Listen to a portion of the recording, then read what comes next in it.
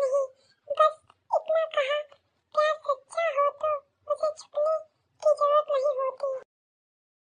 कुछ दिनों बाद वक्त बदल गया, हंसी कम होने लगी और उस घर में पहली बार खामोशी आ गई।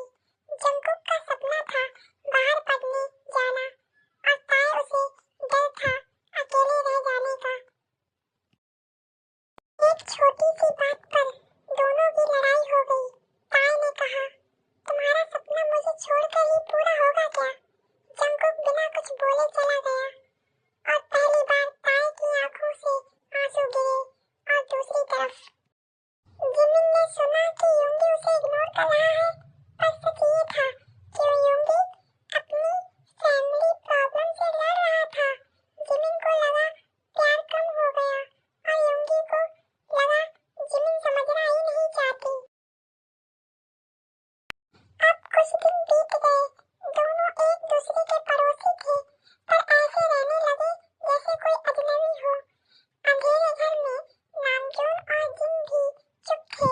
उन्होंने सिर्फ इतना कहा, कभी कभी प्यार को खुद से दूर जाने देना पड़ता है ताकि वो वापस और स्ट्रॉन्ग बनकर आए। तभी सब सोने चले जाते हैं। ऐसे ही कुछ दिन बीत जाते हैं और एक रात बारिश हो रही थी।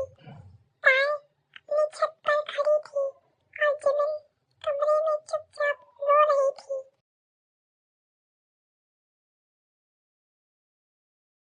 और अगली तरफ योंगी भी सोच रहा था, अगर मैं टूट गया तो तुम्हारा हाथ नहीं छोड़ना चाहता। कुछ दिनों बाद जंकुक वापस आया।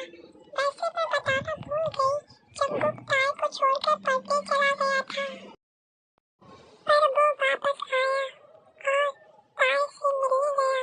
फिर उसने कहा, फ्यूचर बनाने तो गया, पर फ्यूचर भी तभी पूरा होता जब तुम साथ होती। क्योंकि जंकुक को भी एहसास हो गया था और फिर ताए ने बिना कुछ कहे जंकुक को गले लगा लिया। और दूसरी तरफ योंगी ने भी जिमिन को सब सच बता दिया, अपनी खामोशी, अपनी तकलीफ। और हमारी प्यारी सी जिमिन ने कहा, अगली बार चुप मत रहना, मैं हमेशा तुम्हारे साथ हूँ। और जिमिन ने योंगी को भी गले लगा लिया।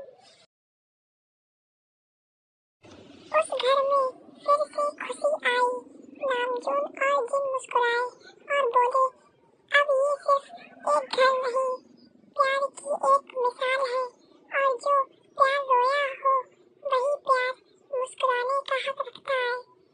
और फिर जंकुक को भी अच्छी कंपनी में जॉब लग गई। फिर ताए कुक की शादी हुई।